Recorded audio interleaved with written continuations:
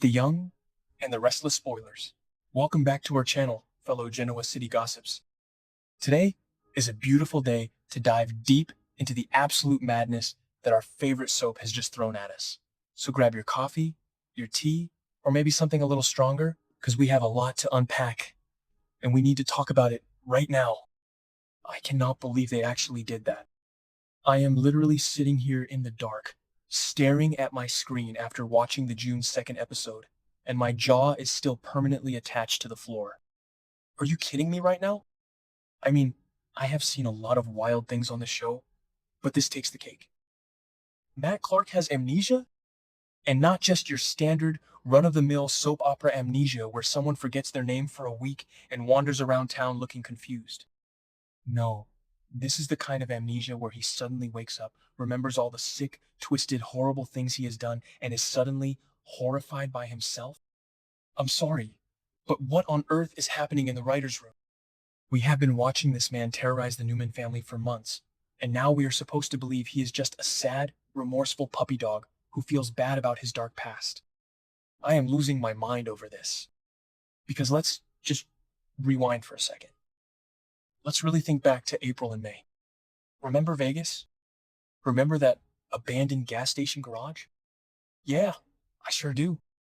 Nick Newman was tied up, drugged out of his mind, hitting absolute rock bottom while Matt Clark literally played with him like a toy.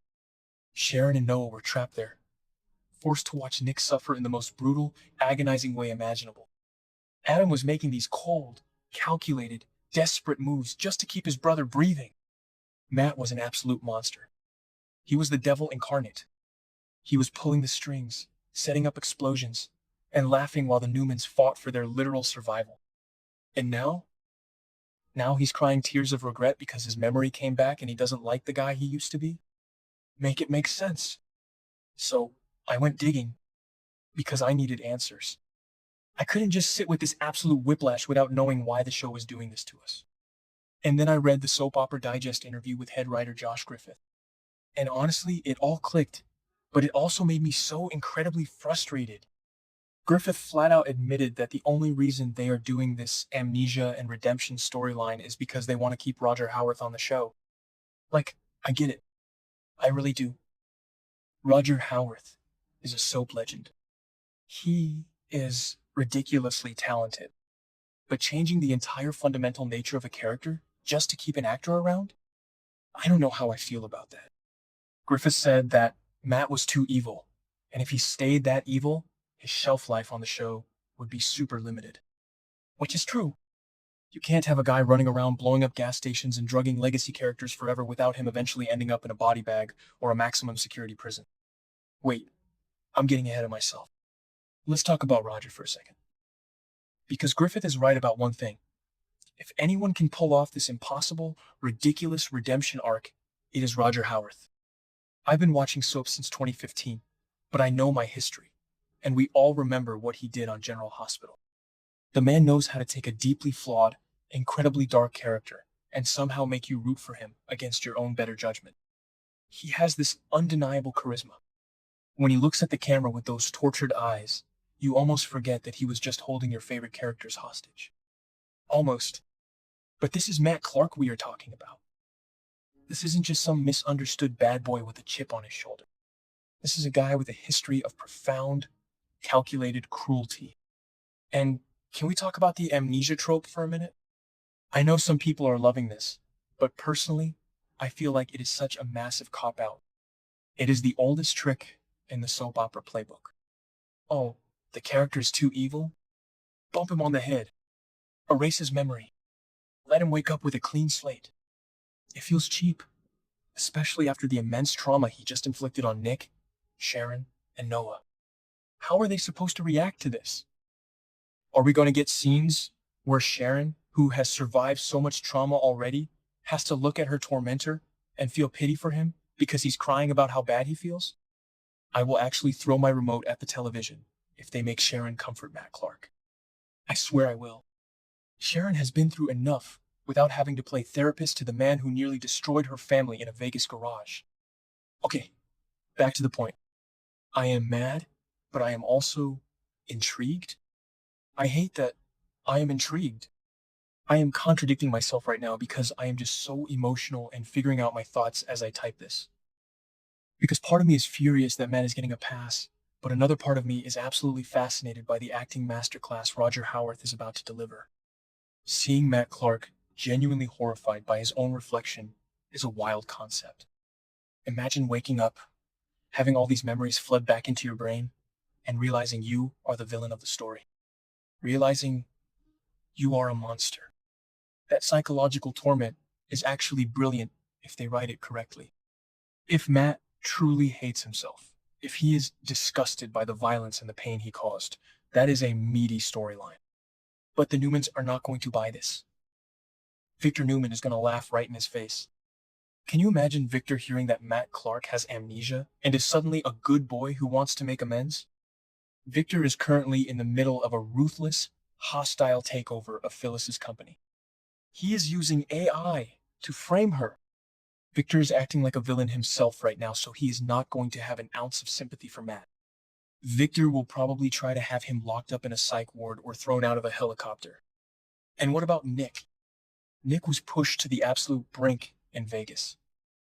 He was forced to confront his own demons, his own addiction, all because Matt Clark decided to play God with his life.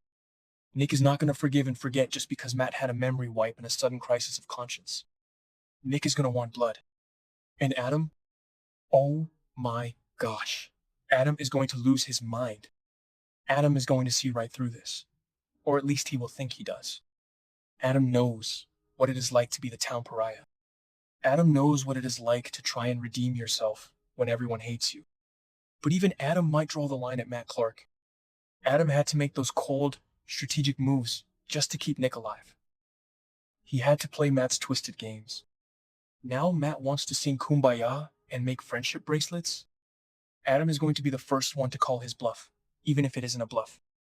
Griffith mentioned in the interview that Matt wants to find a way to make amends. He emphasized that this redemption is essential for Matt to actually save himself. But how do you make amends for the level of trauma he has caused? You don't just buy a bouquet of flowers and say, "Sorry I tied you up in a gas station and almost blew you to pieces." This has to be a long, grueling journey. Griffith said that if Matt can remember but not revert to his old self, he has a future on the canvas.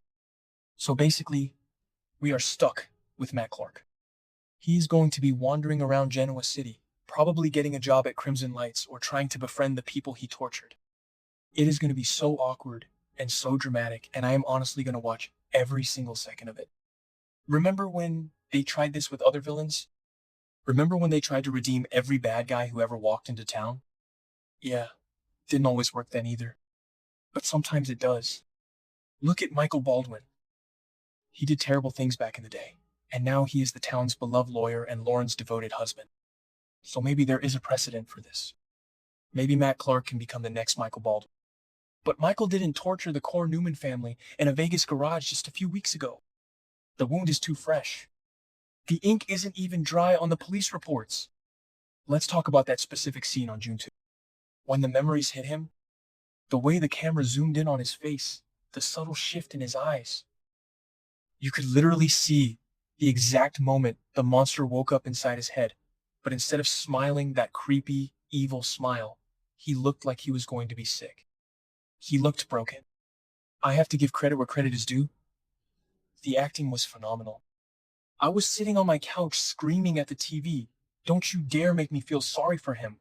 But I kinda did. Just a little bit. And that makes me so mad at myself. I shouldn't feel bad for Matt Clark. He doesn't deserve my sympathy. But Roger Howarth is just that good. He pulls you in. He makes you feel the weight of the character's soul. So what is going to happen next? I predict that Matt is going to try to do something drastic to prove he has changed. He is going to put his own life on the line to save a Newman. Mark my words. That is the only way he gets even a fraction of redemption. He will probably save Noah or Faith from some random disaster, and then Sharon will have to conflictedly thank him. And Nick will be glaring in the background, with his arms crossed, veins popping out of his neck. It is so predictable, but I am totally here for it, because the tension is going to be off the charts. And think about the rest of the town. Think about Jack Abbott. Jack is currently failing to win Diane back with vintage jewelry and teaming up with Nikki to attack Victor. Jack is the king of forgiving the unforgivable.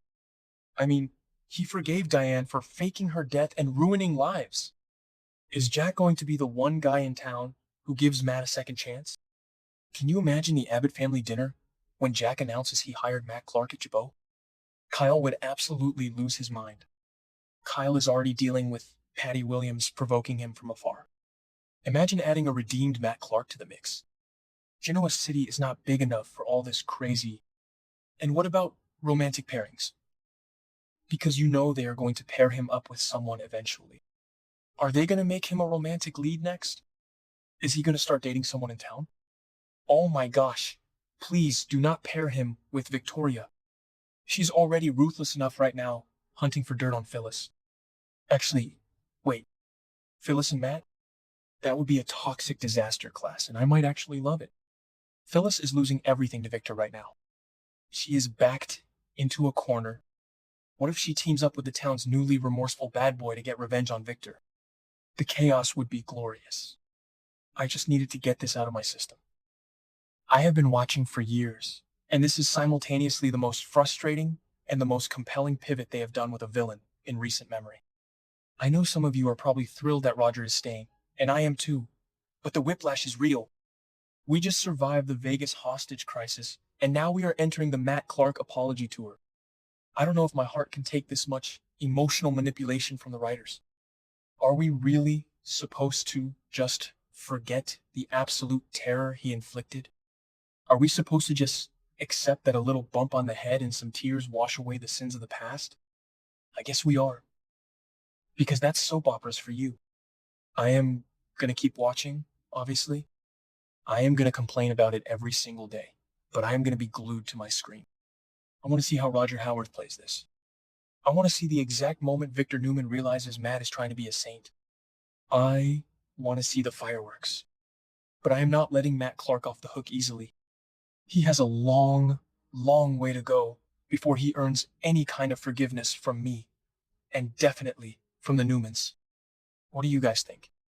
Am I the only one who's completely torn about this? Let me know, because I am going crazy over here.